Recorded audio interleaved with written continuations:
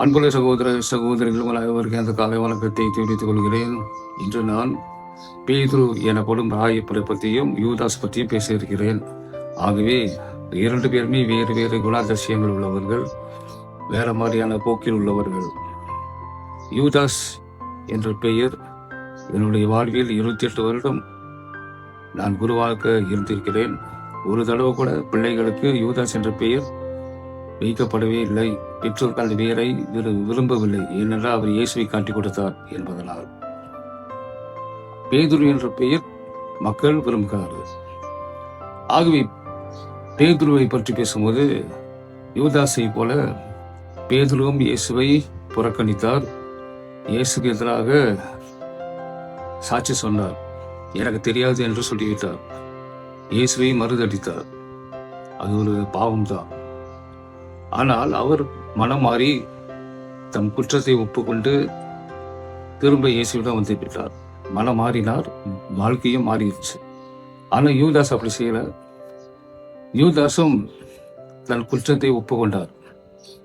தாம் பெரிய தவறு செய்து விட்டோம் என்று அவர் எண்ணி இயேசுவிடம் திரும்பி வரவில்லை, தம் உயிரை மாய்த்து கொண்டார்.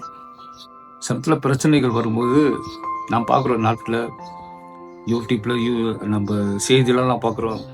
சில பேர் பெரிய பிரச்சனை வரும்போது, ஒருவேளை பண விஷயம், பல விதமான பிரச்சனைகள் வரும்போது உயிரை மாய்த்து கொள்கிறார்கள், தற்கொலை செய்து கொள்கிறார்கள். ஆகவே இது எப்படி ஒரு தீர்வாக இருக்க முடியும்? யூதாஸை போல நாம் பேதுருவை போல இருக்க வேண்டும். குற்றம் செய்வோம், தவறு செய்வோம்,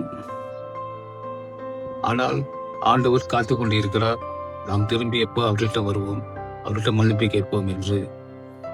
ஆகிய இன்றைய நட்சத்திரையே சொல்கிறார், உள்ளம் கலங்க வேண்டாம், கடவுள் மீது நம்பிக்கை வையுங்கள், என் மீதும் நம்பிக்கை வையுங்கள் என்று கூறுகிறார்.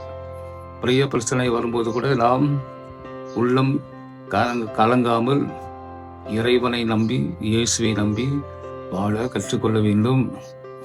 பிரச்சனைக்கு ஏதாவது ஒரு தீர்வு கிடைக்கும், தீர்வு இல்லாமல் இருக்காது. ஆகவே இதை நம்புவோம். ஆண்டவர் நம் அனைவரையும் ஆசீர்வதிப்பாராக. ஆமேன்.